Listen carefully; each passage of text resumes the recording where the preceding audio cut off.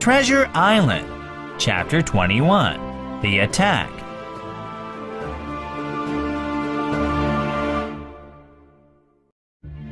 Captain Smollett stared at Long John and his companion until they disappeared, and then he came inside. I made Silver angry, He said, so I think that before the hour is over, they'll attack. We're outnumbered, I know, but this shelter gives us an advantage. We can defeat them. Doctor, you'll take the door and shoot through the porch. Yes, Captain, said Dr. Livesey. Hunter, take the east side. Smollett continued. And Joyce, you stand on the west side. Mr. Trelawney, you're the best marksman. You and Gray take this long side with the 5 musket holes. Don't let the pirates get close enough to shoot us through our own holes, or things will turn very bad for us. Finally, the captain turned to me. Hawkins, you and I don't shoot well, so we'll reload muskets. Lay out the cutlasses on top of the firewood so they'll be ready to use. The sun climbed through the trees and burned away the morning fog. We flung aside our coats and rolled up our sleeves. Then we stood at our posts in a fever of heat and anxiety. "Excuse me, sir," said Joyce shyly. "Should I fire if I see anyone?" Of course, the captain bellowed. "Thank you, sir," Joyce replied in a quiet voice. All of us were on the alert, straining our ears and eyes as an hour slowly passed. Suddenly, Joyce pulled up his musket and fired. The noise scarcely died away before it was repeated, shot after shot from every side. Several bullets struck the log house, but none entered. When the smoke cleared away, the stockade and the woods around it looked as quiet and empty as before. Did you hit anyone? The captain asked. "No, sir," Joyce said. "I don't think so, sir. I'm sorry." You're doing your best, lad, Captain Smollett said. Load his gun, Hawkins. Then the captain addressed us all. It sounded to me as if most of the shots came from the north, so that's where the pirates will come from. Stay at your posts, men. If the mutineers cross that fence, they'll take any unprotected musket hole and shoot us down like rats in our own stronghold. Suddenly, with a loud cry, some pirates leapt from the woods on the north side and ran straight for the stockade. At the same moment, gunfire came from the woods, and a rifle ball whistled through the doorway, blasting the doctor's musket into bits.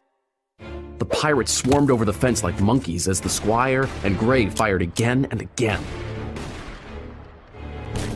3 pirates fell, but one was more scared than hurt, and he climbed back over the fence and disappeared among the trees. Meanwhile, from the woods, 8 pirates kept up a hot burst of fire on the log house. Shouting to each other for encouragement, 4 more pirates got over the fence, swarmed up the mound, and were immediately upon us.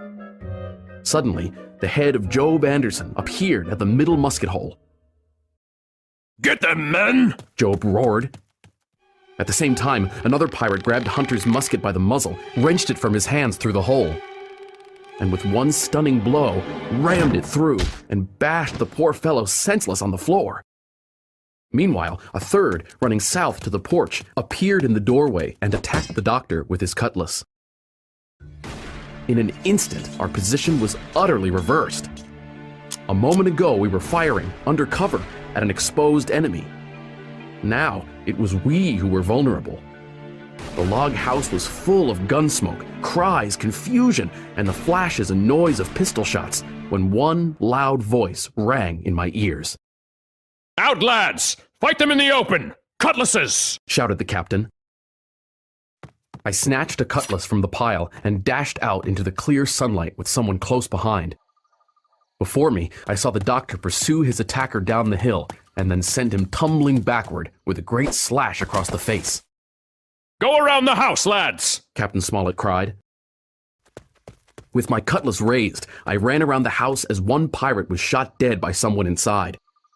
Then, suddenly, I was face to face with Job Anderson. He roared and raised his cutlass above his head, where it flashed in the sunlight. With no time to be afraid, I leapt aside, lost my footing, and rolled down the slope as the doctor shot another pirate.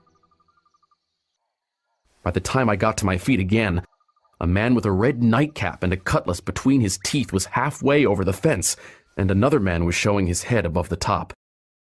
Then, behind me, Gray shouted, I've got him! and killed Job Anderson. The two men on the fence hesitated. Let's get out of here! One pirate cried. And the two of them clambered back over the fence and disappeared into the woods. Get back inside! Yelled the doctor. Shoot from the house! The doctor, Gray, and I ran for the house, which was by this time somewhat cleared of smoke. Hunter lay beside his musket hole, stunned though still alive, but Joyce was shot through the head, never to move again. The captain's wounded! Mr. Trelawney said, supporting Smollett under the shoulder. Have they run away? Asked the captain. All that could, The doctor said. but 5 of them will never run again. They lost 5. Exclaimed the captain. Now it's 4 of us against 9 of them. That's better than when we started. The pirates were soon only 8 in number, though, for the man shot by Mr. Trelawney on board the ship died that same evening of his wound. But we didn't know that till much later.